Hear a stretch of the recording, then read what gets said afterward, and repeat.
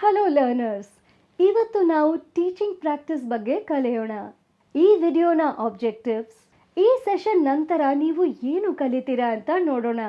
Presentation ಸ್ಕಿಲ್ಸ್ನ ಪ್ರಾಮುಖ್ಯತೆ, effective presentation skills follow ಮಾಡೋದು. ಬನ್ನಿ ಆರಂಭಿಸೋಣ. ಚಾಕ್ ಬೋರ್ಡ್ ಯೂಸ್ ಮಾಡುವಂತ ಪದ್ಧತಿ. ಬ್ಲಾಕ್ ಬೋರ್ಡ್ ಅಥವಾ ಚಾಕ್ ಬೋರ್ಡ್ ಇದು ಟ್ರೈನರ್ಸ್ಗೆ ತುಂಬಾ ಉಪಯೋಗಕರವಾಗಿ ಇರುತ್ತೆ. ಯಾಕಂದ್ರೆ ಇದು ಸ್ಟೂಡೆಂಟ್ಸ್ಗೆ ಚೆನ್ನಾಗಿ ಅರ್ಥ ಮಾಡ್ಸೋಕೆ, ಅವರ ಇಂಟೆಲಿಜೆನ್ಸ್ ನ ಜಾಸ್ತಿ ಮಾಡೋಕೆ ಸಹಾಯ ಆಗತ್ತೆ. ಚಾಕ್ ಬೋರ್ಡ್ ಯೂಸ್ ಮಾಡುವ ಪದ್ಧತಿಯನ್ನು ಚಾಕ್ ಬೋರ್ಡ್ ಯೂಸ್ ಮಾಡುವಂತ ಸ್ಕಿಲ್ ಅಂತ ಅಂತಾರೆ. ಅದರ ಕ್ಲಾರಿಟಿಯಿಂದನೇ ಅದರ ಇಂಪಾರ್ಟೆನ್ಸ್ ಸಿಗತ್ತೆ. Clarity, motivation, holistic picture and variety. Components. Black board use ಮಾಡಬೇಕು ಅನ್ನೋ ಸಜೆಷನ್ಗಾಗಿ ಕೆಲವು ಪಾಯಿಂಟ್ಸ್ ಗಮನಿಸಬೇಕು. ಸರಿಯಾಗಿ ಯೂಸ್ ಮಾಡೋದು, ಅಕ್ಯುರೆಸಿ, ಕಂಡೀಷನ್ ನ ಚೆಕ್ ಮಾಡೋದು, ಲೈಟ್ ನ ಚೆಕ್ ಮಾಡೋದು, ಕ್ಲೀನ್ ಆಗಿ ಇಟ್ಕೊಳ್ಳೋದು, ಚಾಕ್, ಡಸ್ಟರ್, ಪಾಯಿಂಟರ್ ನ ಯೂಸ್ ಮಾಡೋದು, ಚಾಕ್ ನ ಪ್ರೆಸ್ ಮಾಡೋದು, ಬರಿತಾನೆ ಮಾತಾಡೋದು, ಯಾವುದನ್ನ ಕವರ್ ಮಾಡದೇ ಇರೋದು, ಒರೆಸೋದು ಕೂಡ. Skill of closure. ಇದು ಸೆಟ್ ಇಂಡಕ್ಷನ್ ನ ಕಾಂಪ್ಲಿಮೆಂಟರಿ.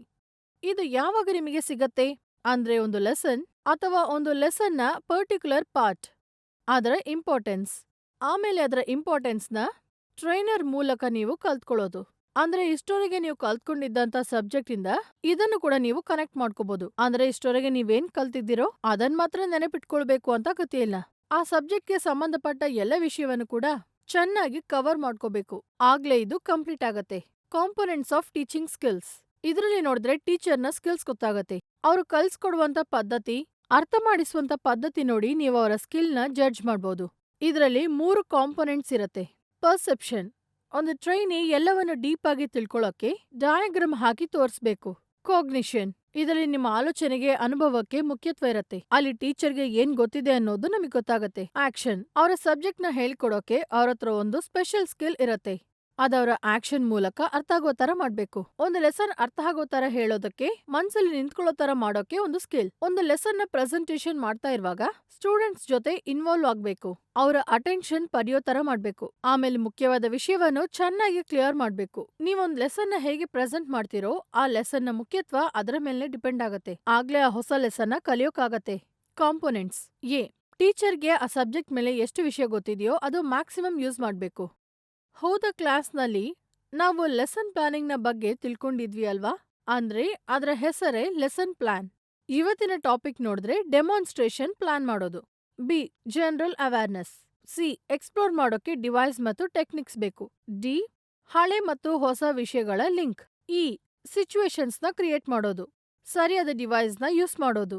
ಫಾರ್ ಎಕ್ಸಾಂಪಲ್, ಕ್ವೆಶ್ಚನ್ ಮಾಡೋದು, ಲೆಕ್ಚರ್ ಮಾಡೋದು, ಆಡಿಯೋ ವಿಜುವಲ್ಸ್ ಹಾಕೋದು ಅಥವಾ ಟೂಲ್ಸ್ ಯೂಸ್ ಮಾಡಿ ತೋರ್ಸೋದು. ಆಮೇಲೆ ಮೆಚ್ಯೂರಿಟಿ ಲೆವೆಲ್ ನೋಡ್ಕೊಂಡು ಒಂದು ಸ್ಟೆಬಿಲಿಟಿನ ಕ್ರಿಯೇಟ್ ಮಾಡಬೇಕು. Sequence of ideas.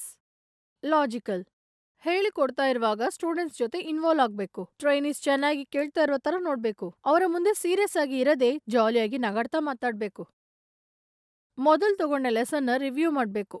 ಹಳೆಯ ಅನುಭವವನ್ನು ಪುನಃ ಯೂಸ್ ಮಾಡ್ಕೋಬೇಕು. ಬಾಡಿ ಲ್ಯಾಂಗ್ವೇಜ್ ನ ಡೆವಲಪ್ ಮಾಡ್ಬೇಕು. ಕಲ್ಸಿಕೊಡುವಂತ ಸಬ್ಜೆಕ್ಟ್ ನ ಉದ್ದೇಶ, ಲೆಸನ್ ನ ಮುಖ್ಯತ್ವ ಮತ್ತು ಅದರ ಪ್ರಯೋಜನ, ಇಂಟ್ರೆಸ್ಟ್ ತೋರಿಸ್ಬೇಕು. ಅವರನ್ನ ಆಶ್ಚರ್ಯಪಡಿಸ್ಬೇಕು. ಕತೆಗಳು ಹೇಳ್ಬೇಕು. ಎಂಥೂಸಿಯಾಸಮ್ ತೋರಿಸ್ಬೇಕು. Skill of explaining.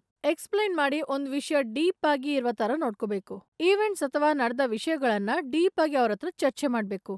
Class room ಅಲ್ಲಿ ಇದೊಂದ್ ತರದ ಟೆಕ್ನಿಕ್ ಅಂತಾನೆ ಹೇಳ್ಬೋದು. ಕಲಿಸ್ಕೊಟ್ಟಂತ ವಿಷಯ ಇದು ಕ್ಲಾರಿಫೈ ಮಾಡತ್ತೆ. ಕಲಿಸ್ಕೊಟ್ಟಂತ ವಿಷಯವನ್ನು ಪುನಃ ಹೇಳೋಕೆ ಸ್ಕಿಲ್ ಇರ್ಬೇಕು ಅಥವಾ ಚರ್ಚೆ ಮಾಡ್ಕೊಂಡು ಆ ವಿಷಯ ಇನ್ನಷ್ಟು ಕ್ಲಿಯರ್ ಆಗುವ ತರ ನೋಡ್ಕೋಬೇಕು. ಈ 2 ವಿಷಯಗಳು ತುಂಬಾ ಮುಖ್ಯವಾದದ್ದು.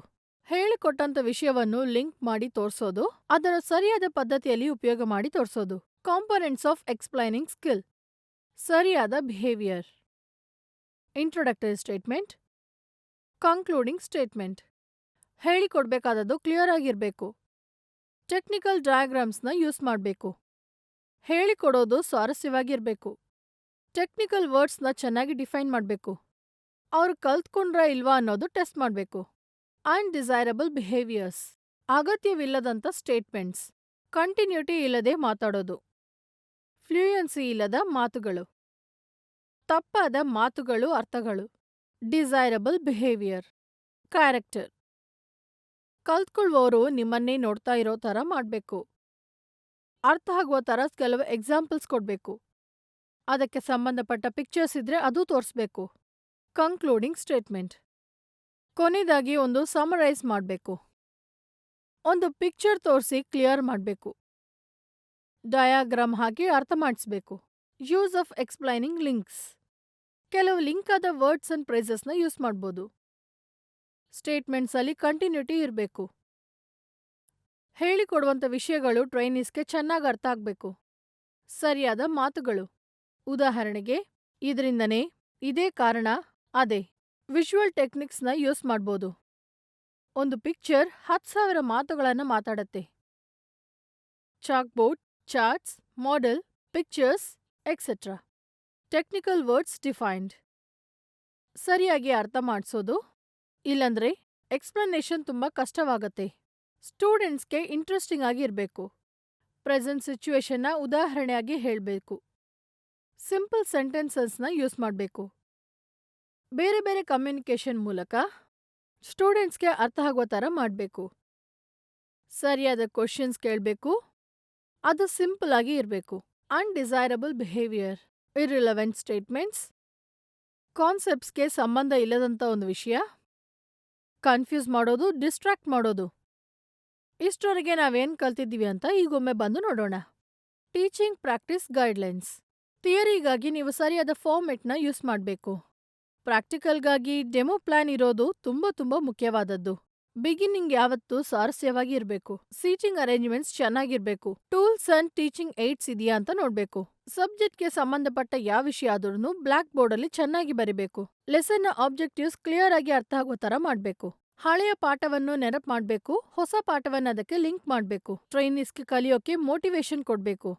ಅವರಿಗೆ ಎಕ್ಸಾಂಪಲ್ ಕೊಟ್ಟು ಉತ್ಸಾಹ ಪರಿಸಬೇಕು. ಗೊತ್ತಾದ ವಿಷಯ ಅವರಿಗೆ ಡೀಪ್ ಆಗಿ ನೆನಪಿರುವ ತರ ಮಾಡಬೇಕು. ವಾಯ್ಸ್ ಕರೆಕ್ಟ್ ಆಗಿ ಮೇಂಟೈನ್ ಮಾಡಬೇಕು. ಕ್ಲಾಸಲ್ಲಿ ಕಲ್ಸ್ಕೊಡಿ. ಟ್ರೈನೀಸ್ಗೆ ಯಾವಾಗ್ಲೂ ಐ ಕಾಂಟ್ಯಾಕ್ಟ್ ಇಟ್ಕೊಳ್ಳಿ.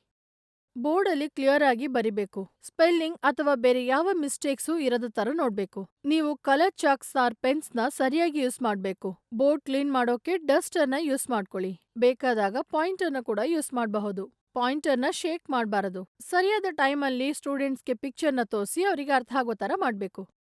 ಮುಖ್ಯವಾದ ಪಾಯಿಂಟ್ಸ್ನ ನೋಟ್ ಮಾಡಿ ಇಟ್ಕೋಬೇಕು. ಆಪರೇಷನ್ಸ್ನ ರಿಪೀಟ್ ಮಾಡಬೇಕು. ಡೆಮಾನ್ಸ್ಟ್ರೇಷನ್ ಮಾಡುವಾಗ ಜಾಗ್ರತೆಯಾಗಿ ಇರಬೇಕು. ಯಾವುದಾದ್ರೂ ಹೇಳಿಕೊಡ್ತಾ ಇರುವಾಗ ಒಳ್ಳೆಯ ಪದಗಳನ್ನ ಯೂಸ್ ಮಾಡಬೇಕು.